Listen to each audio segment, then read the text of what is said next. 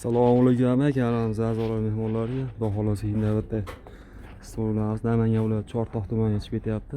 Qo'lofda dinamiz 20 dona qolpi bilan ushalganmiz. Yarim kubalik.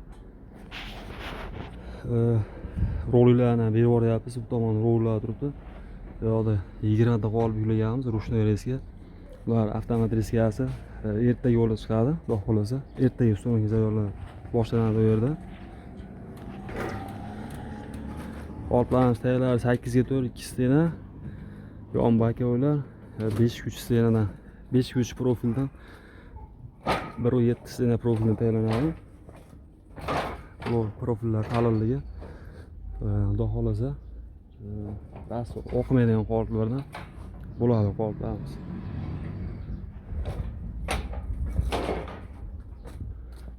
Bular ham o'sha videosini kelani xudo xolasa borib o'rnash joylardan ham qilib chiqaramiz. Tashqarida yevro qoliplar ham bor. Yevro qolip penoblokka bu kerak bo'lsa qanaqa turdasidan ular kerak bo'lsa penoblok, gazoblokka oid hammasini tayyorlab yetkazib beramiz bizlar. Avtomat reskamiz ham yig'uv jarayonida xudo xolasa teparetik turlar bo'lgan.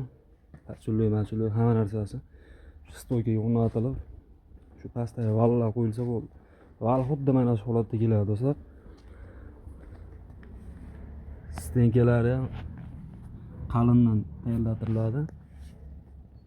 15 lik, 20 lik, 25 lik, 30 lik, 35, 40, 6 xil, 7 xil razmerda kesib chiqaradi bu reskamiz. Bu shablon o'chiramiz.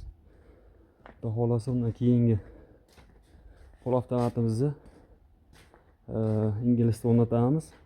Keyingi qo'l avtomatimizga lentalar bilan bunker hamma narsasi tayyorlanyapti. Lentalarimiz xudo xolasa 100% tayyor holatda turibdi do'stlar. Penoblok, gazoblok, stonalar kerak bo'lsa aloqaga chiqaverasizlar O'zbekiston bo'ylab. Dastavka ustuna kasallar bor do'stlar.